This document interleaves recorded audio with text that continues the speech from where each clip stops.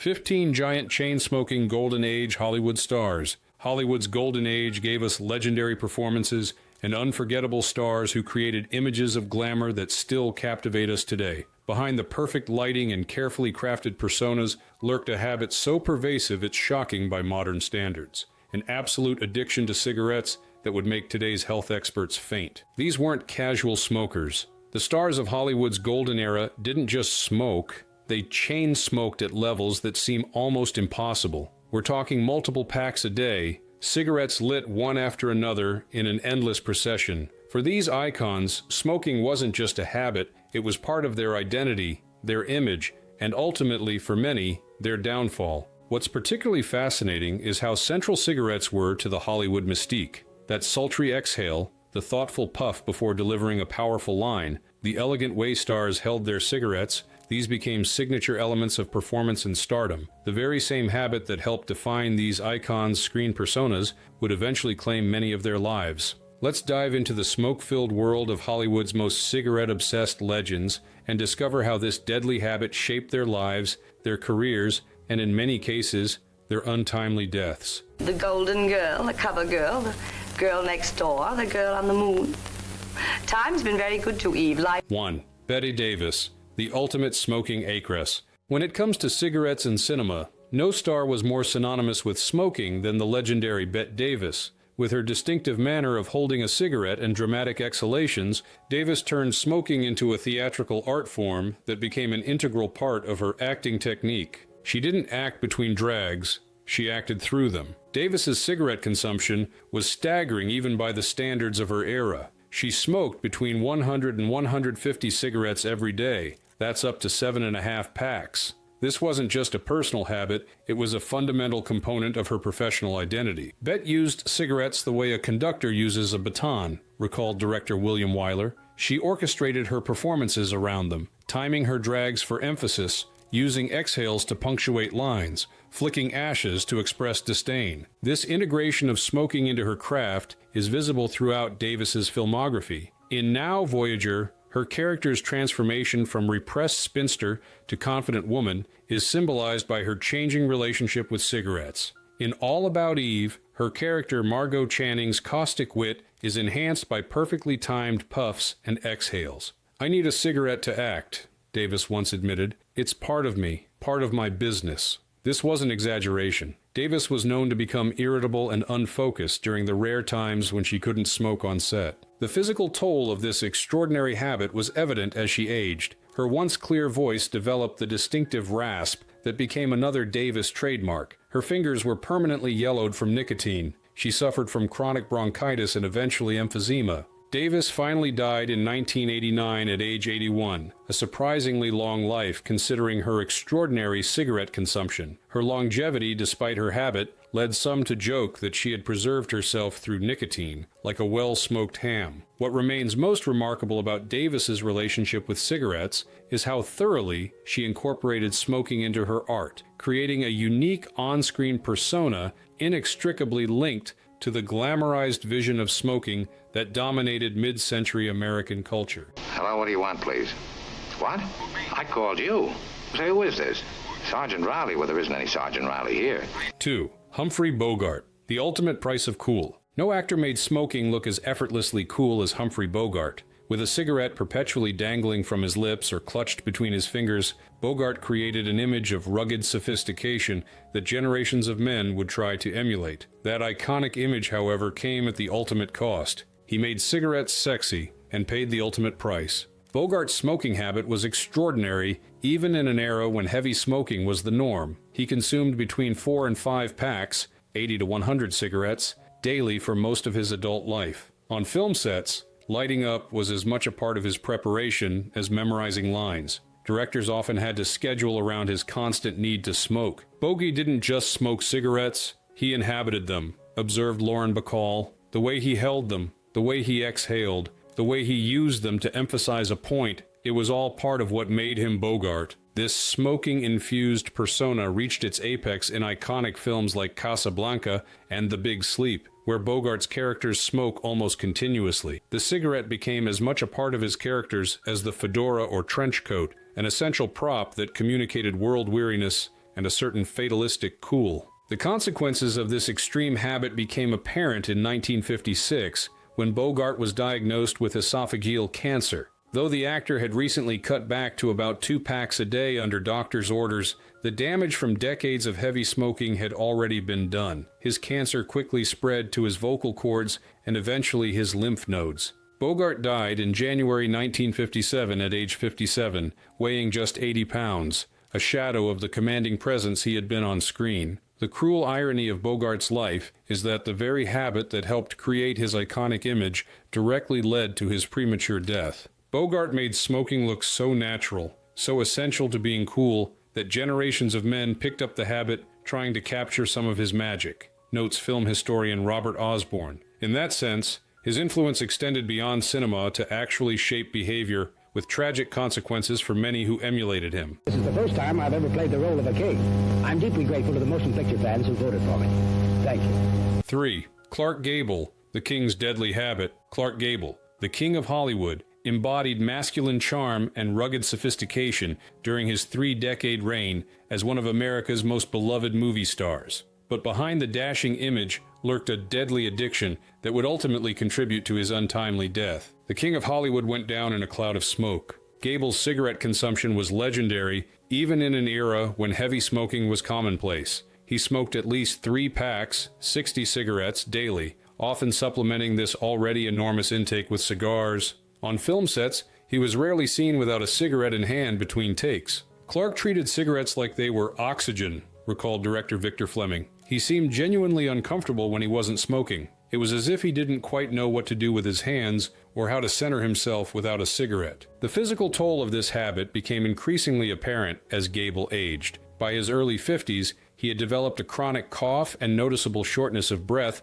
that affected his stamina on set. His once resonant voice took on a raspier quality. In 1954, at age 53, Gable suffered a heart attack that many doctors attributed partly to his heavy smoking. Though he recovered and continued working, the health scare did little to curb his cigarette consumption. The final chapter of Gable's relationship with tobacco came during the filming of The Misfits in 1960, his last completed film. Throughout the difficult shoot, Gable maintained his heavy smoking habit, often lighting up immediately after completing physically taxing scenes. Just 2 days after completing filming, Gable suffered a massive heart attack. He died 10 days later on November 16, 1960. Medical experts have consistently identified his lifetime of heavy smoking as a major contributor to the coronary issues that claimed his life. It's one of Hollywood's great tragedies that Gable didn't live to see the birth of his only child, notes biographer Warren G. Harris, referring to the son born to Gable's 5th wife, Kay, 4 months after his death. And it's hard not to see those missed years as the price of his cigarette addiction. Say something. What? Promise me that until our child is at least 19 or 20 years old, you won't talk to it. 4. Lucille Ball, America's hidden smoker. When American television viewers welcomed Lucille Ball into their living rooms as the star of I Love Lucy,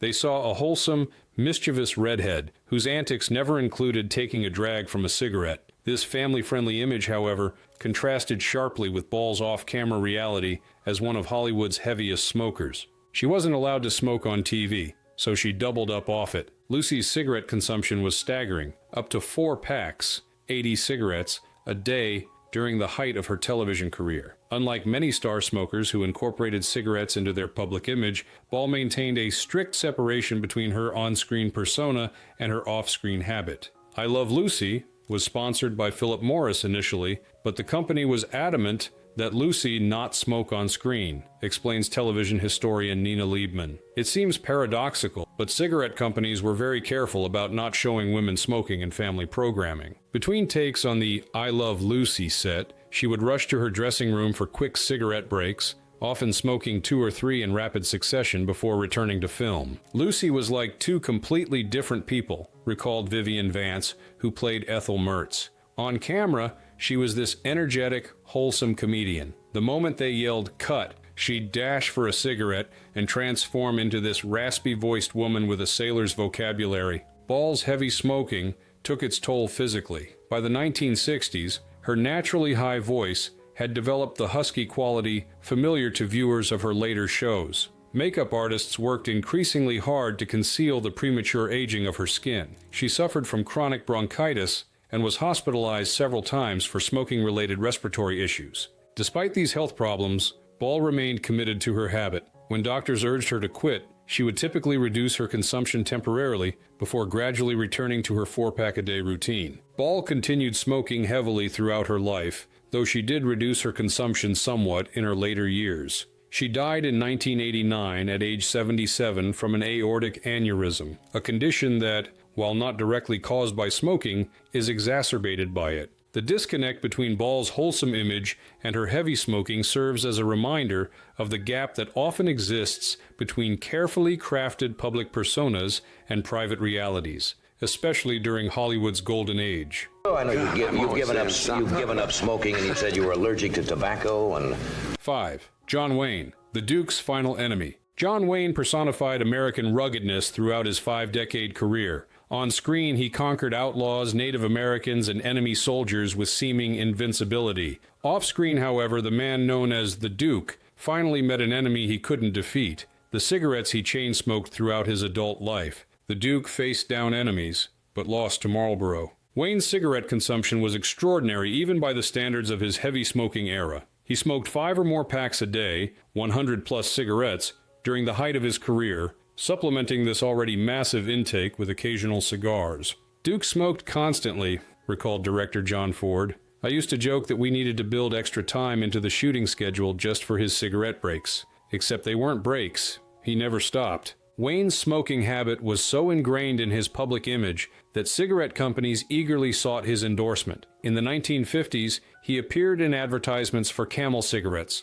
lending his rugged authenticity to the brand. The irony of this endorsement would become painfully apparent in later years. This cavalier attitude toward health risks reflected Wayne's overall self-image as indestructible. This sense of invulnerability, however, faced its first serious challenge in 1964, when Wayne was diagnosed with lung cancer at age 57. The diagnosis necessitated the removal of his left lung and several ribs, a major surgery that would have ended many careers. Wayne, characteristically, was back on set within months, continuing to work despite having only one lung. Even more surprisingly to doctors, he continued to smoke, though he did reduce his consumption somewhat. Wayne publicly acknowledged the link between his smoking and his cancer, becoming one of the first celebrities to do so. In a 1978 interview, he stated bluntly, "I sat on the operating table during the examination of my lungs. I said, 'Doctor, it's there, isn't it?' He said, 'Yes.'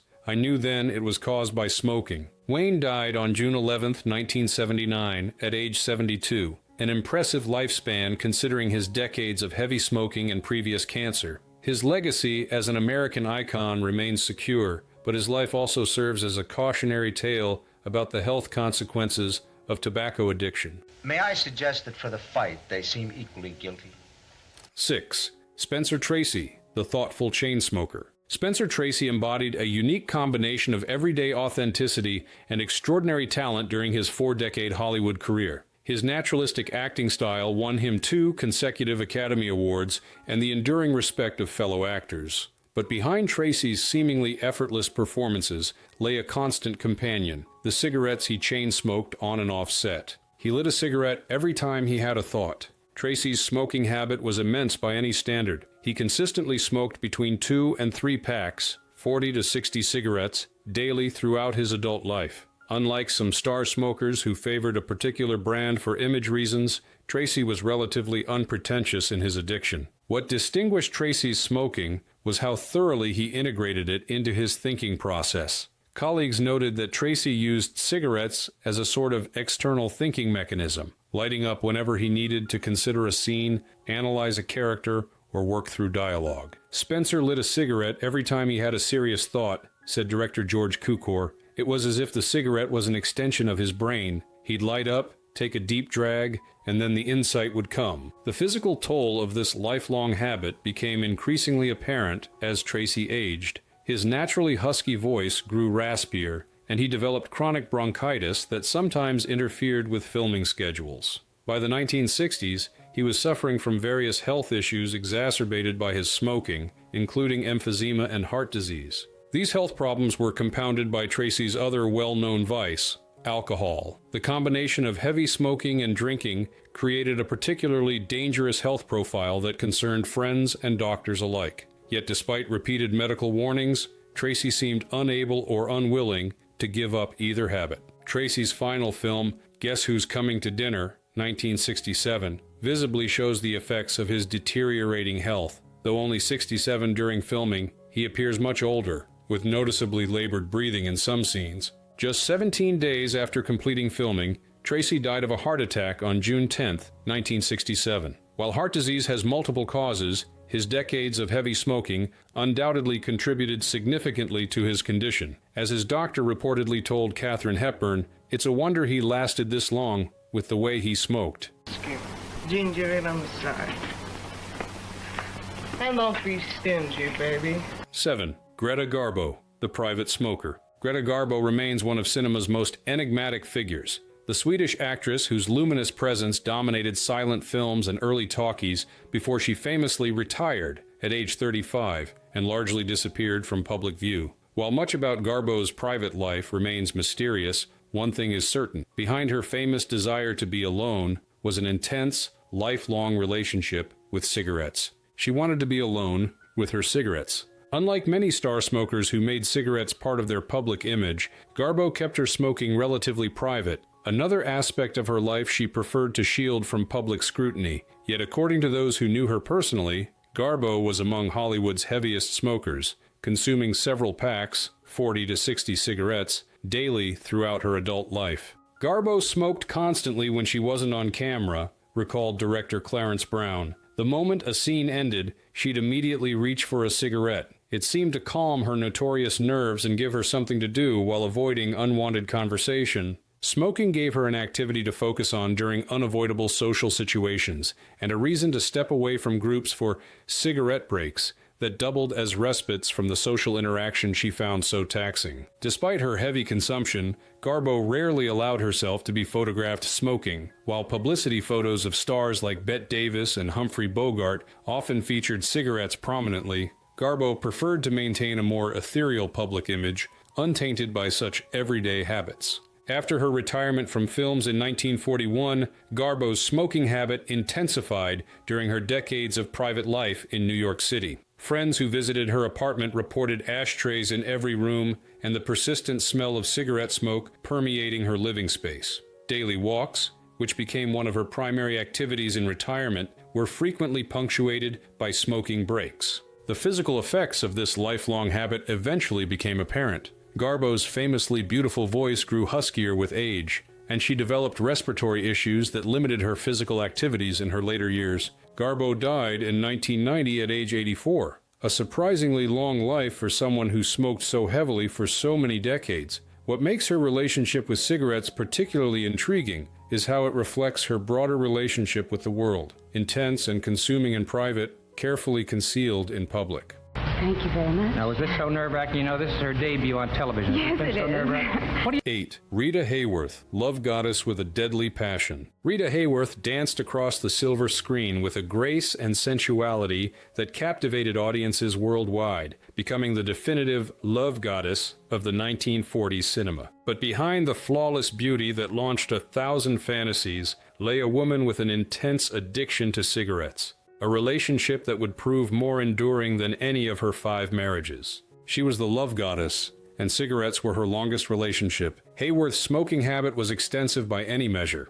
Throughout her adult life, she consumed between 2 and 3 packs, 40 to 60 cigarettes, daily, smoking continuously both on and off set. Unlike some stars who incorporated cigarettes into their screen persona, Hayworth's relationship with tobacco was more personal than performative. Rita smoked like someone who genuinely loved cigarettes, recalled Vincent Sherman, who directed her in Affair in Trinidad. Some actors smoke because it's glamorous or because it gives them something to do with their hands. Rita smoked with real pleasure, inhaling deeply, savoring each drag. This enjoyment came with increasingly visible costs as Hayworth aged. By her 40s, her once perfect complexion showed the premature aging typical of heavy smokers. Her naturally melodious voice developed a slight rasp that, while not unattractive, marked a change from her earlier vocal quality. More seriously, Hayworth began experiencing memory problems relatively early in life, issues that were initially attributed to stress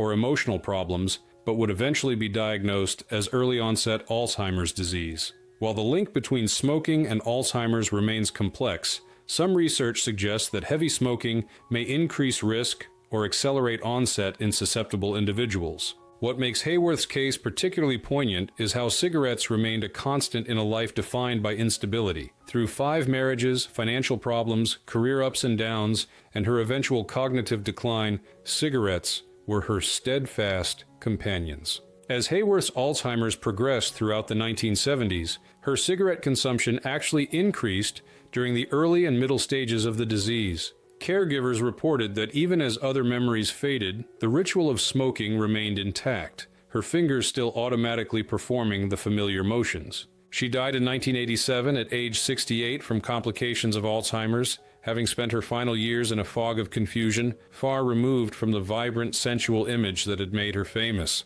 But I'll take my chances on the track any day than on a highway. 9. James Dean, young smoker, eternal icon. James Dean's brief life and career created one of Hollywood's most enduring legends. With just 3 major films, Dean established himself as the ultimate symbol of youthful rebellion before his death in a car crash at age 24. Less discussed, but clearly visible in countless photographs, is Dean's constant companion throughout his short life, the cigarettes that became an integral part of his brooding image. Cool, rebellious, and addicted before he could legally drink, Dean began smoking as a teenager in Indiana, but his habit intensified dramatically when he moved to New York to pursue acting in the early 1950s. By the time he achieved stardom, he was consuming at least a pack a day, 20-plus cigarettes, a substantial amount for someone so young. Jimmy smoked like he did everything else, intensely, almost desperately, recalled actor Martin Landau. He didn't just smoke cigarettes, he used them. They were props, emotional tools, something to hide behind when he felt vulnerable or exposed. This instrumental use of cigarettes was particularly evident in Dean's approach to photography. In countless publicity photos and candid shots, cigarettes serve as extensions of his carefully crafted persona, visual signifiers of rebellion, sophistication, and a certain calculated carelessness about societal norms. This deliberate approach extended to Dean's film performances. In Rebel Without a Cause, his character Jim Stark's cigarette handling communicates volumes about his emotional state and relationship to authority. When confronted by his parents or police, Dean's nervous, agitated smoking visually represents his character's inner turmoil. Had Dean lived, his heavy smoking would likely have taken an increasing toll on his health and appearance, but his early death in a car accident at 24 means we never saw the physical consequences his habit would have eventually produced. This premature death has forever linked Dean with youth in the public imagination. He never aged past his mid-20s in photographs or films. The cigarettes that feature so prominently in these images have similarly been frozen in time, associated more with youthful rebellion than with the disease and deterioration they typically cause. I was in many ways. He was 45. Yeah. But I mean, because he, 10. Lauren Bacall, the voice that cigarettes built. Few Hollywood voices are as instantly recognizable as Lauren Bacall's, that deep, smoky purr that could make even the most innocent dialogue sound seductive. What many don't realize is that Bacall's signature sound wasn't entirely natural, it was quite literally a voice built by cigarettes. She didn't just speak sultry, she smoked it into her lungs. Born Betty Joan Persky, Bacall began smoking as a teenager, long before she entered Hollywood. By the time director Howard Hawks discovered her for To Have and Have Not, she was already a committed smoker. Hawks famously coached the 19-year-old Bacall to lower her naturally higher-pitched voice, advising her to smoke more heavily to achieve the husky, mature sound he wanted. Hawks would have me read aloud and stop me, telling me to start again, but deeper, Bacall recalled in her autobiography. Finally, he told me to sit in my car with the windows rolled up and just scream for hours. Come back tomorrow, and you'll be able to hit a lower register. I did that, and smoked carton after carton of cigarettes, and my voice got deeper. This deliberate deepening of her voice through excessive smoking created the sultry sound that would become Bacall's trademark, establishing her at 19 as a performer who seemed far older and more experienced than her years. Once established in Hollywood, Bacall maintained her deep voice through continued heavy smoking. Throughout her career, she consumed between 1 and 2 packs daily, 20 to 40 cigarettes, often preferring unfiltered cigarettes that had a more significant impact on her vocal cords. On screen, Bacall's smoking was as much a part of her persona as her voice or her famous look, the upward glance from a lowered head that became another signature. In films like The Big Sleep and Dark Passage, her elegant handling of cigarettes communicated sophistication, sensuality, and worldly experience. Despite her heavy smoking, Bacall lived to the impressive age of 89, dying in 2014 of a stroke that was not directly attributed to her tobacco use. Throughout her long life, Bacall's voice retained the deep, distinctive quality that had made her famous, though it grew increasingly raspy in her later years. Garbo just sent me the first talking picture. You see. 11. Marlene Dietrich, the international smoking siren. Marlene Dietrich transcended national boundaries to become one of cinema's first truly international stars. With her sculpted features, androgynous style, and unique blend of toughness and sensuality, the German-born actress captivated audiences worldwide. Throughout this extraordinary career, one constant remained: the cigarettes that became an integral part of her sophisticated image. She lit up battlefields and bedrooms alike. Dietrich's relationship with cigarettes was both personal and performative. She was a genuinely heavy smoker, consuming between 2 and 3 packs daily, 40 to 60 cigarettes, throughout most of her adult life. But she also understood better than most stars how to use smoking as a visual element of her carefully crafted persona. Marlene smoked with more elegance than anyone I've ever seen, recalled director Billy Wilder. It wasn't just an addiction, it was an art form. The way she held her cigarette, the way she exhaled smoke through those perfect lips. It was choreographed as carefully as any dance move. This aesthetic approach to smoking was apparent from her earliest films, particularly Morocco, 1930, where her character's cigarette handling became part of her gender-bending allure. Throughout her career, Dietrich used cigarettes to communicate sophistication, worldliness, and a certain European insouciance about conventional morality. Her smoking intensity increased during World War II, when Dietrich, a staunch anti-Nazi who had become an American citizen, entertained Allied troops near the front lines. Photographs from these USO performances often show her smoking with soldiers, simultaneously conveying solidarity with the troops and maintaining her glamorous image even in wartime conditions. After the war, as Dietrich transitioned to her successful career as a cabaret performer,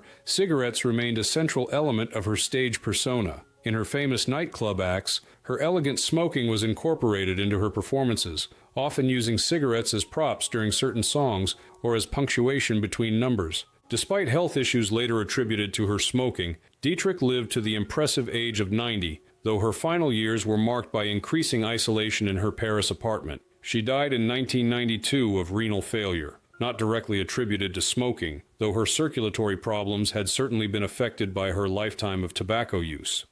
Hello, Mark. I'm glad to see you again. You know, I always wondered if you missed me. Same guy. Time-proof, weatherproof. 12. Robert Mitchum, the effortlessly cool smoker. Robert Mitchum epitomized effortless cool throughout his 5-decade Hollywood career. With his sleepy eyes, laconic delivery, and physical presence that suggested barely contained danger, Mitchum created an archetype of masculine nonchalance. Central to this iconic image was his ever-present cigarette, a prop that seemed as natural in his hand as a gun in a Western star's holster. He didn't act tough, he smoked tough. Mitchum's cigarette consumption was substantial by any standard. He regularly smoked 2 to 3 packs daily, 40 to 60 cigarettes, throughout most of his adult life, and was rarely photographed without a cigarette in hand or dangling from his lips. Unlike some stars who made smoking seem elegant or sophisticated, Mitchum's approach was casual, almost careless, perfectly aligned with his overall persona. Bob didn't smoke like someone performing the act of smoking, observed director Howard Hawks.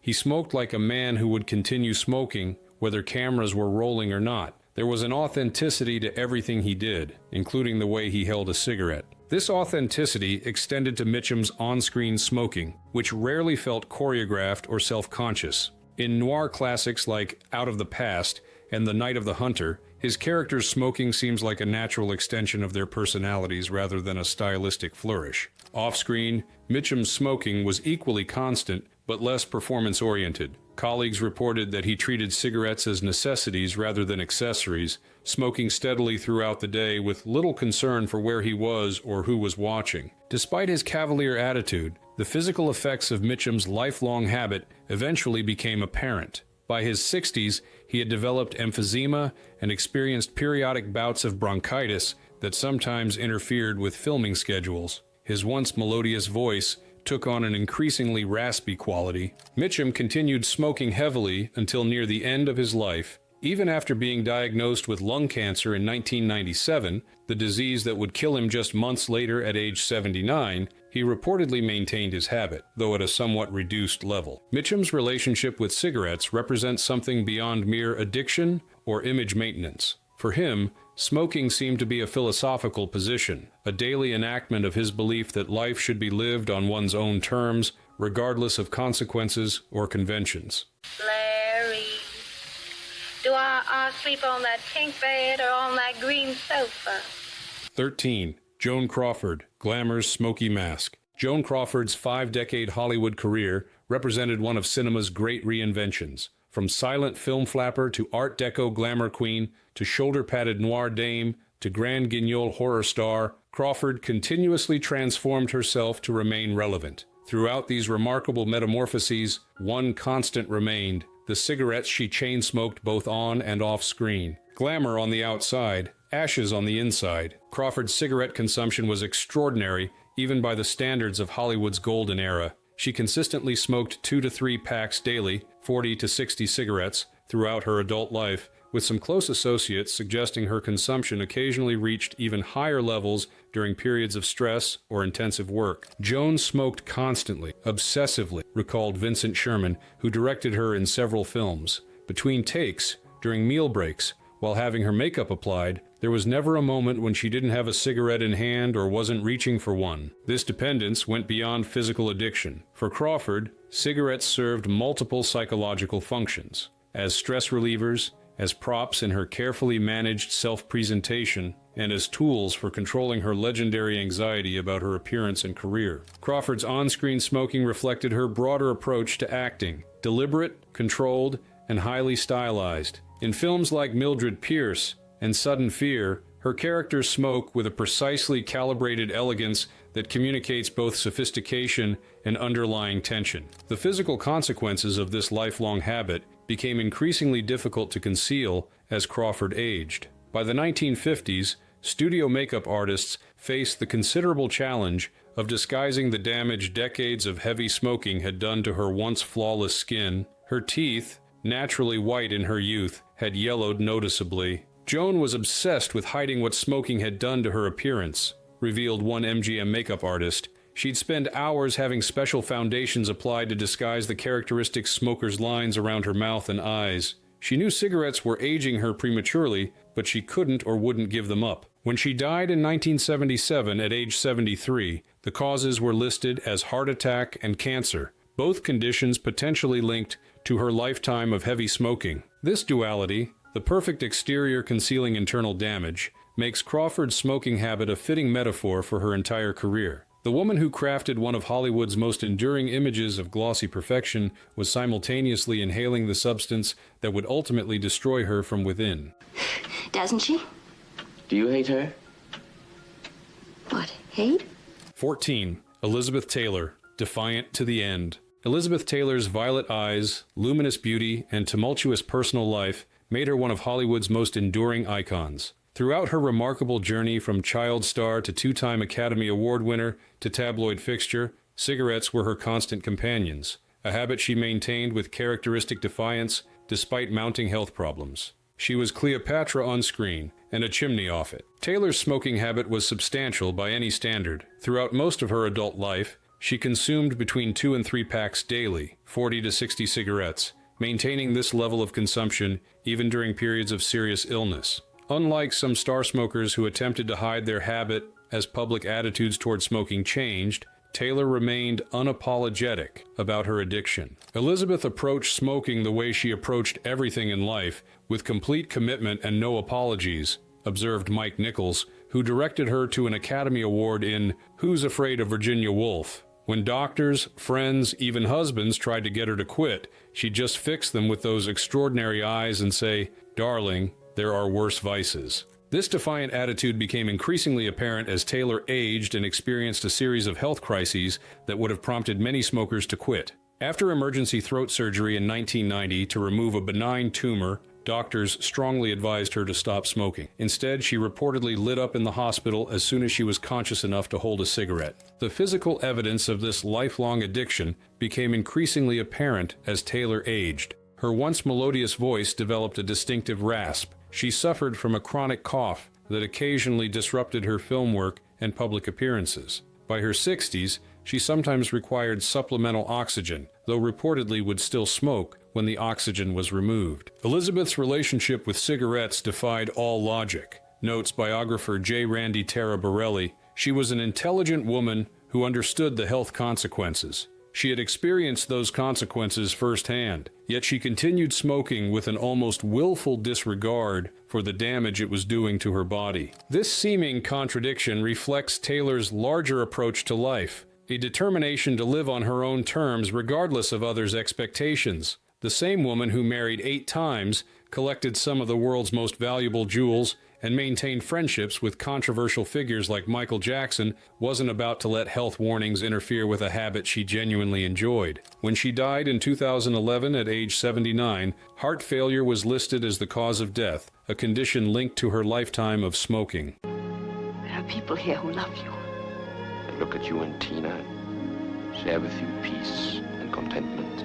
15. Paul Henreid, the man who lit 2 at once. Paul Henreid created one of cinema's most iconic smoking moments in the 1942 film Now Voyager. Playing opposite Bette Davis, Henreid's character lights 2 cigarettes simultaneously, placing one between Davis's lips in a gesture so intimate it effectively circumvented the production code's limitations on displaying physical affection. He lit one for her and 10 more when the cameras stopped. What most classic film fans don't realize is that Henreid's famous 2-cigarette technique wasn't just a clever bit of screen business, it reflected his genuine status as one of Hollywood's most dedicated smokers. Off-screen, Henreid was a heavy smoker who consumed between 2 and 3 packs daily, 40 to 60 cigarettes, throughout most of his adult life. Paul smoked constantly, recalled director Michael Curtis, who worked with Henreid on Casablanca. Between takes, during lunch breaks, while discussing scenes, always with a cigarette in hand. The famous 2-cigarette scene in Now Voyager wasn't much of a stretch for him.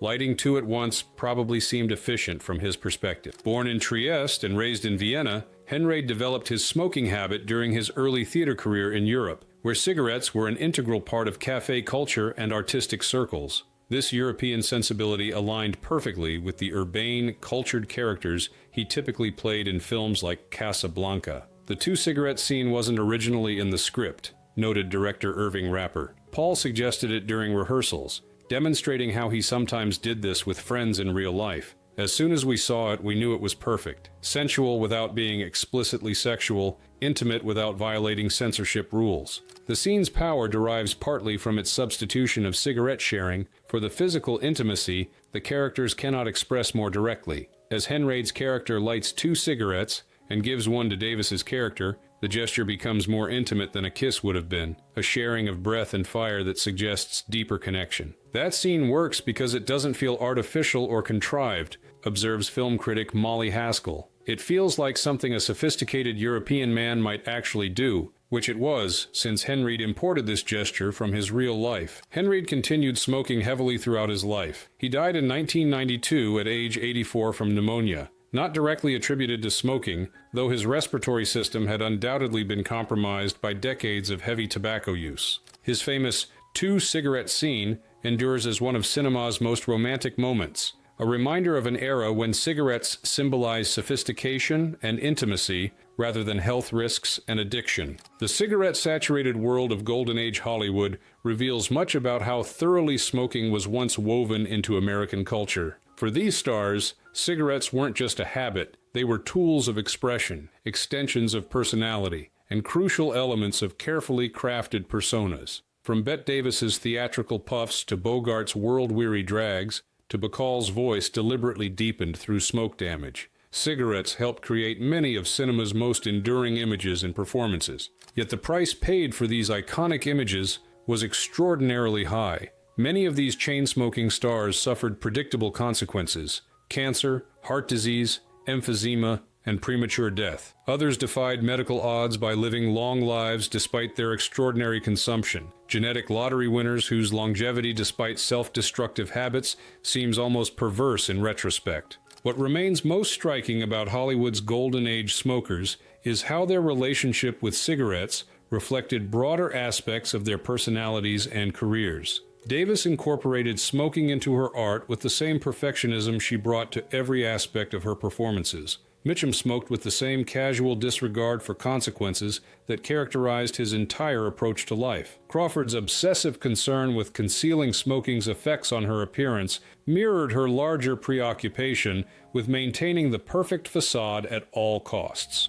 Today, as smoking continues its decline from social norm to stigmatized habit, these images from Hollywood's past seem increasingly alien. Glimpses of a world where the deadliest consumer product in history was also its most glamorous and ubiquitous. The stars who made cigarettes look so essential to sophistication, sensuality, and cool would likely be shocked to see smoking banished from the very spaces, restaurants, bars, theaters, and studios, where they once lit up without a second thought. Perhaps the most profound legacy of Hollywood's chain-smoking stars isn't just their films, but how thoroughly they integrated cigarettes into the American definition of glamour, a cultural influence that tobacco companies exploited for decades and that public health officials have spent generations trying to counteract. If you enjoyed this glimpse into Hollywood's smoke-filled past, don't forget to like this video and subscribe for more untold stories from cinema's golden age. Leave a comment below sharing your thoughts on these legendary stars and their extraordinary smoking habits.